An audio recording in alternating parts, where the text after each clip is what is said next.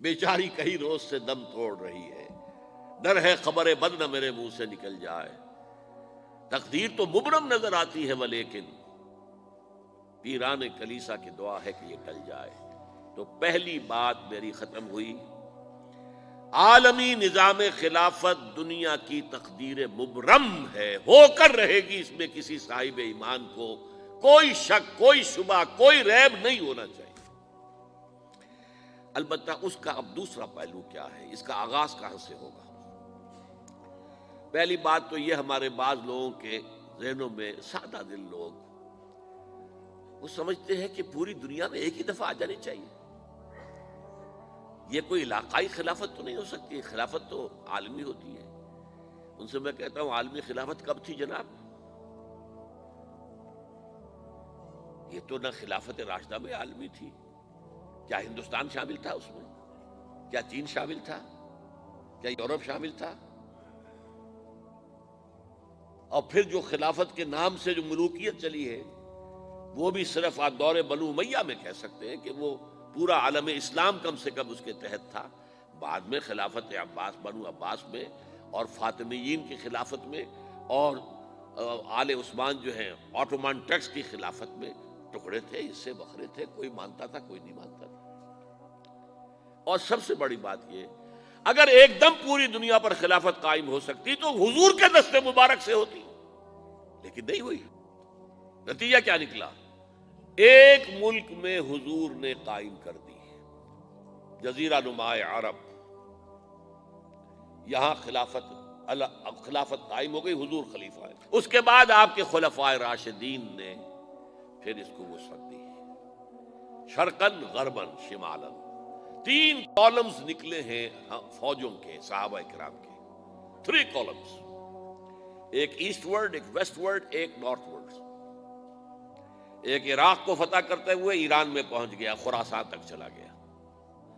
ایک شام کو فتح کرتے ہوئے اور پھر سینائی پیننسولا سے ہو کر افریقہ میں داخل ہوا اور اٹلانٹک تک پہنچ گیا۔ تیسرا سیدھا شمال میں گیا، لیکن یہ زیادہ دور نہیں جا سکتا تھا، کوکیشین ماؤنٹینز آ گئے، کوہ قاف۔ اس زمانے میں تو یہ یوں سمجھیے کہ امپیسیبل تھا نا، کوہ قاف، لہذا وہاں آ کر رک گیا۔ اب بھی یہ ہوگا، کسی ایک جگہ سے شروع ہوگا پھر پھیلے گا، اس کے سوا کوئی چارہ کار ہے ہی نہیں۔ اگر ہر جگہ پوری دنیا میں ایک ہی وقت میں ہو سکتا تو حضور کے دست مبارک سے ہوتا صلی اللہ علیہ وسلم۔ اب وہ نقطہ کون سا ہوگا، نقطہ آغاز کون سا ہوگا؟ اس میں پہلی بات تو میں نے کہا، جو شک کرے گا اس کا پھر ایمان مشکوک ہے۔ ہوگا، لازماً ہوگا، گلوبل ہوگا، پوری دنیا میں ہوگا۔ کہاں سے شروع ہوگا اس میں آپ اختلاف کر سکتے ہیں، لیکن مجھے تو 2 حدیثیں تو ملی ہیں جن سے یہ اندازہ ہوتا ہے کہ یہ اس مشرقی خطے سے ہوگا، عرب کے مشرق کی جانب کسی ملک سے ہوگا، کسی خطے سے ہوگا۔ وہ حدیثیں بھی اب آپ پڑھ لیجیے پہلے۔ پھر میں کہہ رہا ہوں، یہ خزانہ ہے جو ہم نے آپ کی خدمت میں پیش کیا ہے، کاش کہ آپ اس کی قدر کر سکیں، یہ حدیثیں آپ کو ازبر ہو جائیں، یاد ہو جائیں، لوح قلب پر نقش ہو جائیں۔ ہندوستان اور خراسان یعنی موجودہ افغانستان کا ذکر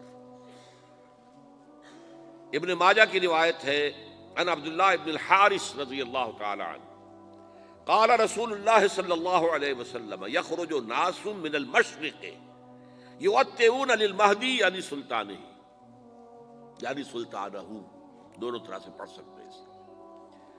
حضرت عبداللہ ابن حارث فرماتے ہیں رضی اللہ تعالی عنہ کہ حضور نے ارشاد فرمایا، مشرق کی طرف سے وہ فوجیں نکلیں گی، لوگ آئیں گے جو عرب میں مہدی کی حکومت قائم کریں گے۔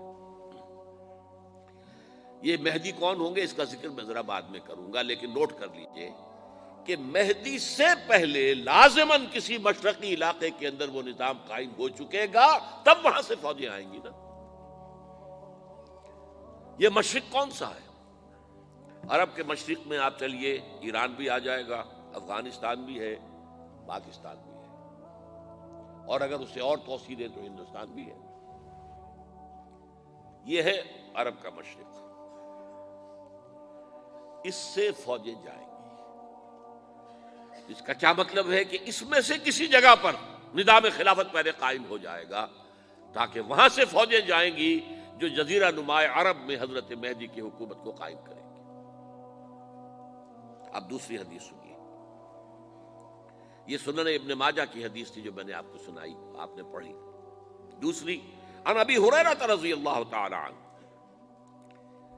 یہ ترمذی شریف کی روایت ہے، قال قال رسول اللہ صلی اللہ علیہ وسلم یخرج من خراسان رایات سود لا يردها شیء حتی تنصب بإیلیا، خراسان کے علاقے سے سیاہ جھنڈے لے کر فوجیں آئیں گی، ان کا رخ کوئی موڑ نہیں سکے گا، ان کو پیچھے پھیر نہیں سکیں گے کوئی بھی، یہاں تک کہ وہ یروشلم میں جا کر جھنڈے نصب کر دیں گے۔ ایلیا حضور کے زمانے میں یروشلم کو کہتے تھے۔ یہ یروشلم تھا جب حضرت سلیمان کی حکومت تھی، اور یہاں پر معبد سلیمانی، ہیکل سلیمانی قائم ہوا، پھر یہ یروشلم ہی رہا ہے تاریخ میں، یہاں تک کہ سن 70 عیسوی میں جب ٹائٹس رومی جنرل نے اس کو گرایا، ختم کیا، سیکنڈ ٹیمپل گرا دیا، اور یہاں سے یہودیوں کو کہا نکل جاؤ یہاں سے، کوئی یہودی باقی نہیں رہا، تب بالکل تہو بالا برباد کر دیا۔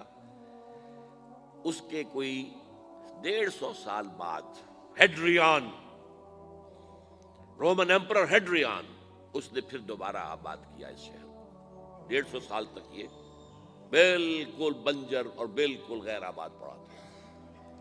اب ہیڈریان نے جب آباد کیا تو اس کا نام ایلیا رکھا، اب یروشلم نام نہیں تھا، تو حضور کے زمانے میں پھر اس کا نام ایلیا تھا۔ اور اب اس سے کیا معلوم ہو رہا ہے کہ یہ یروشلم مسلمانوں کے قبضے سے اس وقت نکلا ہوا ہوگا، ایک دفعہ پہلے نکلا تھا، سن 1099 عیسوی میں مسلمانوں کے ہاتھ سے نکلا، کروسیڈرز عیسائیوں نے آ کر اس کو قبضے میں کیا، لاکھوں مسلمانوں کو مارا، قتل کیا۔ اس کو 1187 عیسوی میں واپس لیا ہے، کس نے لیا ہے؟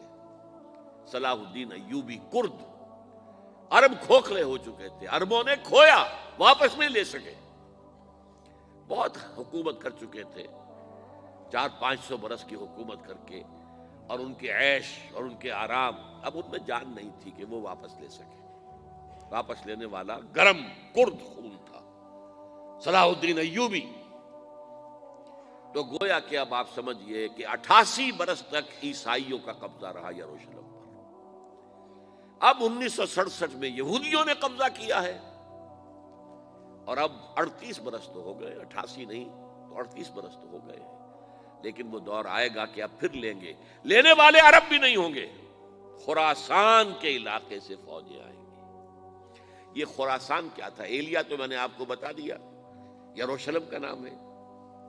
خراسان اس زمانے میں ایک بہت بڑے ملک کو کہتے تھے، کچھ حصہ پاکستان کا بھی اس میں شامل ہے، کچھ حصہ ایران کا بھی ہے، ایران کے اس حصے کو اب بھی خراسان کہتے ہیں، وہ ایک صوبہ ہے، خراسان ایک صوبہ ہے ایران کا چھوٹا سا۔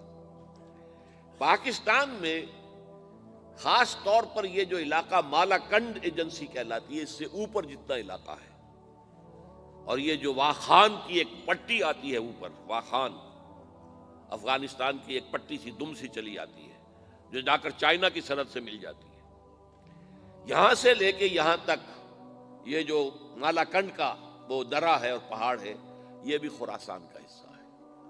باقی تقریباً 2/3 آف افغانستان ساؤدرن حصہ نہیں ہے خراسان کا حصہ، یہ سیستان کہلاتا تھا، یہ خراسان نہیں ہے، لیکن یہ کہ اوپر کا 2/3 آف افغانستان، اور اس کے ساتھ یہ جو عرب، جو اب یہ ترک ممالک آزاد ہوئے ہیں سوویت یونین کی ڈسولوشن کے ساتھ، یہ سارا علاقہ کہلاتا ہے خراسان بزرگ، دی گریٹ خراسان۔